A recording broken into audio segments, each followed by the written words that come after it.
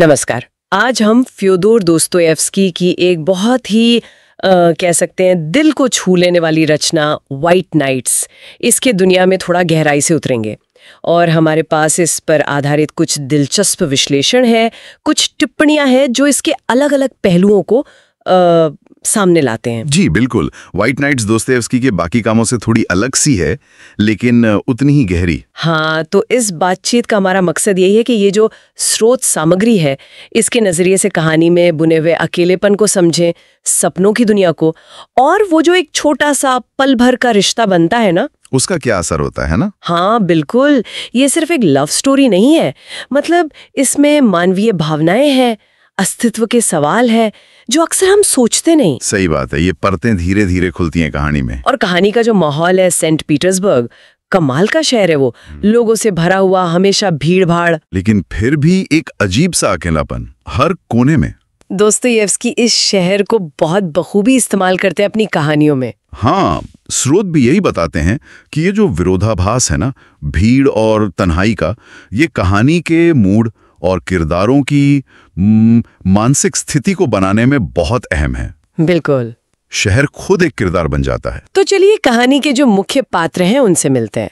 एक नौजवान है जिसका कोई नाम नहीं बताया गया। हाँ, उसे स्वप्न दृष्टा कहा गया है, ड्रीमर। सही, एक स्वप्न दृष्टा जो अपनी ही बनाई एक खामोश दुनिया में कल्पनाओं में जीता है। उसके दिन तो शहर की भीड़ में ऐसे ही गुमनामी भी निकल जाते हैं। हाँ, किसी से कोई वास्ता नहीं, कोई बातचीत नहीं। और रातें वो सेंट पीटर्सबर्ग की उन खाली, थोड़ी रहस्यमयी सी सड़कों पर घूमते हुए बिताता है, मन में सपने बुनते हुए, जीवन कैसा हो, दोस्ती कैसी हो, प्यार कैसा हो, सब ख्यालों में। हाँ, और स्रोत इस बात पे काफी जोर देते हैं कि कैसे शहर की जो बाहरी चहल पहल है और उसका जो अंदर का गहरा अकेलापन है, वो साथ साथ चलते हैं। वो सच में भीड़ में तन्हा। हाँ, ये विरोधाभास बहुत शक्तिशाली है। हाँ, और सेंट पीटर्सबर्ग का जिक्र, जैसा आपने कहा, सिर्फ एक जगह के तौर पर नहीं है जी। दोस्तोयेव्स्की के लेखन में ये शहर अक्सर एक प्रतीक बन जाता है। किस चीज का प्रतीक? इंसानी अलगाव का, अकेलेपन का। इतनी भीड़ होने के बावजूद, या शायद उसी वजह से, स्रोत भी इसी तरफ इशारा करते हैं। अच्छा। और व्हाइट नाइट्स के समय, जब रातें भी लगभग दिन की तरह रोशन होती हैं, वो माहौल कहानी को और भी ज्यादा स्वप्निल बना देता है। हाँ, वो उजली रातें। बिल्कुल, वो कथावाचक की जो मानसिक स्थिति है, जो स्वप्न दृष्टा वाली हालत है, उससे एकदम मेल खाती है।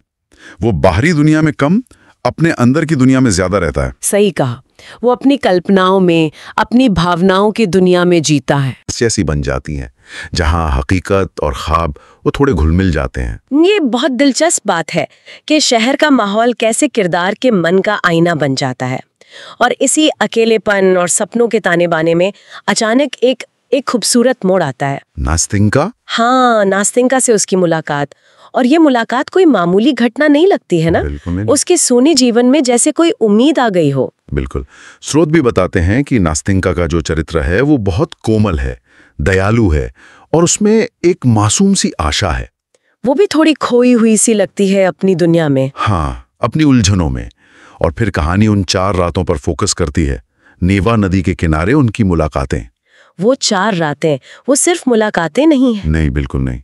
वो 2 अकेली आत्माओं के बीच गहरे संवाद का एक मंच है, जैसे वो एक दूसरे के सामने अपना दिल खोल कर रख देते हों। अपने जीवन की बातें, सपने, दुख, सब कुछ। हाँ, और इन 4 रातों में हमारा स्वप्न दृष्टा, जो अब तक सिर्फ कल्पनाओं में जी रहा था, वो धीरे धीरे लेकिन पूरी शिद्दत से नास्तिंका के प्यार में पड़ जाता है। जी, और इस रिश्ते की जो प्रकृति है, उस पर गौर करना बहुत जरूरी है।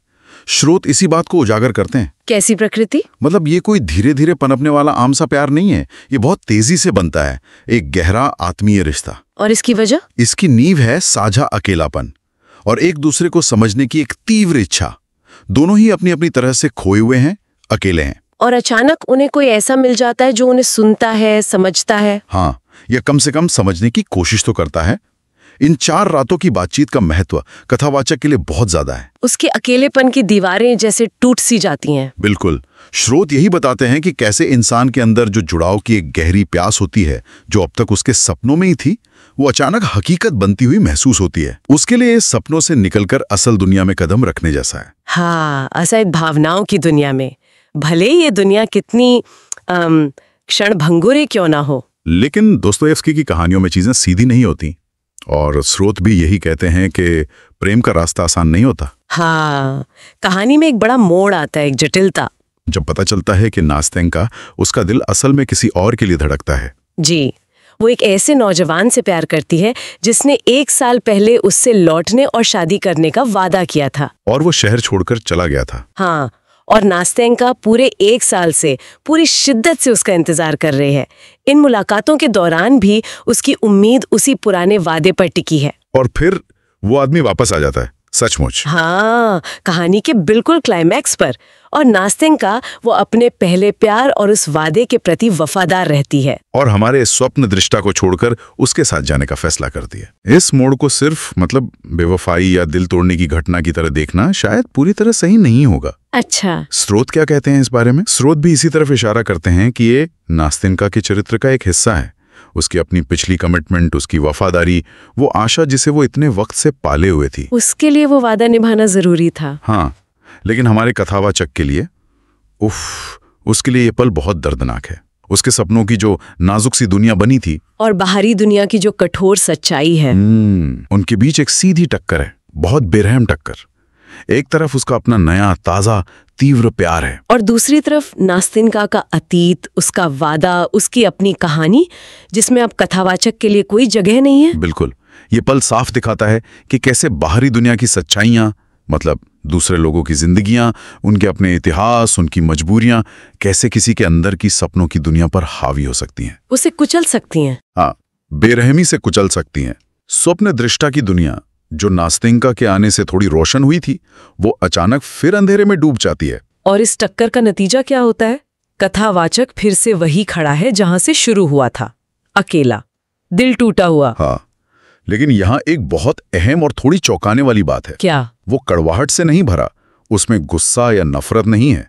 स्रोत इस पर खास ध्यान दिलाते हैं। तो फिर क्या है? वो नास्तेंका के प्रति एक अजीब सी कृतज्ञता महसूस करता है, शुक्रगुजार है वो। शुक्रगुजार? दिल टूटने के बाद? ये कैसे? हाँ, उन 4 रातों के लिए, उस छोटे से पल भर के अनुभव के लिए वो उसे दोष नहीं देता। ये विचार के अनुभव चाहे कितना भी छोटा हो, अधूरा हो, दर्दनाक अंत वाला हो, वो फिर भी सार्थक था, मूल्यवान था। हाँ, बिल्कुल। उसने कुछ महसूस किया, कुछ जिया, भावनाओं की एक ऐसी तेजी महसूस की जो उसके अकेले जीवन में पहले कभी नहीं थी, भले ही कुछ पलों के लिए। तो इस अनोखी प्रतिक्रिया को कैसे समझाते हैं? यही तो कहानी के गहरे अर्थों को समझने की कुंजी है। स्रोत कहते हैं कि ये सिर्फ एक असफल प्रेम कहानी का दुखद अंत नहीं है, बल्कि ये मानव आत्मा की जटिलताओं के बारे में, उसकी जरूरतों, उसकी सहन शक्ति और शायद उसकी सुंदरता के बारे में गहरी टिप्पणी है। सुंदरता दुख में? हाँ, कथावाचक की कृतज्ञता के पीछे कई परतें हैं। स्रोत कुछ मुख्य विषय बताते हैं जो इसे समझने में मदद करते हैं। जैसे कि? पहला, कि कैसे सच्चे इंसानी जुड़ाव के छोटे पल भर के लम्हे भी जिंदगी भर के अंधेरे या अकेलेपन को कुछ देर के लिए ही सही रोशन कर सकते हैं। वो 4 रातें उसकी जिंदगी बदल देती हैं, भले ही नतीजा कुछ ना हो, वो यादगार बन जाती हैं। हाँ। दूसरा, अकेले और उदास दिलों को जिंदा रखने में सपनों और कल्पनाओं की क्या भूमिका है। कथावाचक एक स्वप्न दृष्टा था और अंत में शायद वो अपनी उसी दुनिया में लौटता है, लेकिन अब उसकी यादों में एक असल अनुभव जुड़ गया है। बिल्कुल। तीसरा, दर्दनाक सच्चाई का सामना करने से व्यक्तिगत विकास कैसे होता है। इस अनुभव ने उसे तोड़ा जरूर, पर शायद कुछ सिखाया भी। इंसान की भावनाओं की गहराई के बारे में, जिंदगी की अप्रत्याशितता के बारे में। वो शायद अब थोड़ा ज्यादा परिपक्व हो गया है। हाँ, कह सकते हैं। और चौथा, और ये शायद सबसे अहम है, दुख और निराशा के बीच भी सुंदरता का अस्तित्व हो सकता है। अलग तरह की सुंदरता। हाँ, अनुभव की सुंदरता, भावनाओं की तीव्रता की सुंदरता, भले ही अंत सुखद न हो, उसकी कृतज्ञता इसी सुंदरता को पहचानने का सबूत है। हाँ, और इस अनोखी भावना को, इस दुख में छिपी सुंदरता को बताने के लिए स्रोत में एक बहुत ही मार्मिक लाइन है जो कथावाचक कहानी के बिल्कुल अंत में कहता है। हाँ, वो मशहूर लाइन, हे ईश्वर, पूरे एक पल का आनंद क्या यह मनुष्य के पूरे जीवन के लिए पर्याप्त नहीं है? और फिर वो याद करता है, हालांकि कुछ नहीं हुआ, सब कुछ सुंदर था। Though nothing happened, everything was beautiful।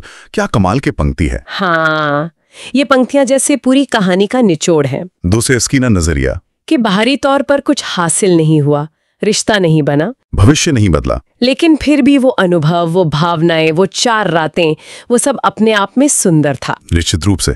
और इस उदाहरण को हम उस बड़े विचार से जोड़ सकते हैं जिसे स्रोत भी बताते हैं कि प्रेम और इंसानी जुड़ाव चाहे कितने भी अधूरे हों, पल भर के हों, एक तरफा हों, वो अपने आप में बहुत कीमती अनुभव होते हैं, ट्रांसफॉर्मेटिव होते हैं। हाँ, वो इंसान को अंदर से बदलते हैं, उसे एक नया आकार देते हैं, उसकी आत्मा पर एक छाप छोड़ जाते हैं, भले ही बाहरी दुनिया में वो टिके नहीं या उनका कोई ठोस नतीजा ना निकले। यहाँ जोर नतीजे पर नहीं, बल्कि उस अनुभव के पल की सुंदरता पर है। हाँ, उसकी भावनात्मक तीव्रता पर और उसकी कभी ना मिटने वाली याद पर।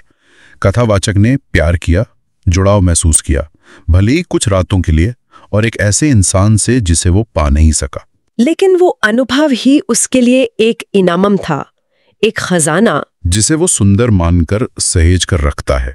ये चीजों को देखने का एक बहुत ही गहरा नजरिया है। तो अगर हम संक्षेप में देखें तो स्रोत सामग्री के अनुसार व्हाइट नाइट्स की ये जो यात्रा है वो हमें अकेलेपन की गहराइयों से शुरू कराती है, फिर सपनों की ऊंची उड़ानों पर ले जाती है, एक पल भर के इंसानी रिश्ते के बिजली जैसे असर को दिखाती है, और अंत में हमें वापस उसी अकेलेपन में छोड़ देती है। लेकिन एक बदले हुए नजरिए और एक अनमोल याद के साथ। बिल्कुल। ये उन सभी के लिए एक कहानी है जिन्होंने कभी खुद को बहुत अकेला महसूस किया है या जिन्होंने अपनी कल्पनाओं में, सपनों में पनाह ली है, या शायद कभी किसी ऐसे इंसान से दिल लगाया है जिसे पाना मुमकिन नहीं था। हाँ, क्या वो अपनी तीव्रता और सुंदरता में बाहरी दुनिया की ठोस घटनाओं जितने ही या शायद उनसे भी ज्यादा गहरे और महत्वपूर्ण हो सकते हैं, भले ही बाहरी सच्चाई हमें निराश ही क्यों ना करे। हाँ, ये विचार सीधे कथावाचक की उस आखिरी कृतज्ञता से जुड़ता है। नतीजा चाहे जो भी रहा, नस्तिंका चली गई, वो फिर अकेला है, लेकिन उस अनुभव का, उन भावनाओं का, उन 4 रातों का अपना एक अलग अमिट मूल्य था। शायद सच्ची सुंदरता परिस्थितियों या नतीजों में नहीं, बल्कि गहराई से महसूस करने में, जुड़ने में और याद रखने की हमारी इंसानी क्षमता में ही है। ये एक ऐसा सवाल है जो कहानी पढ़ने के बाद भी मन में गूंजता रहता है।